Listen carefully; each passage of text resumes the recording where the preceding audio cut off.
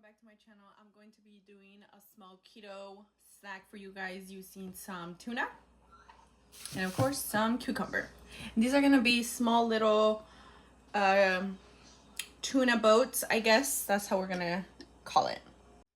Alright guys, we're going to cut our cucumber. That's how you're going to want to use it.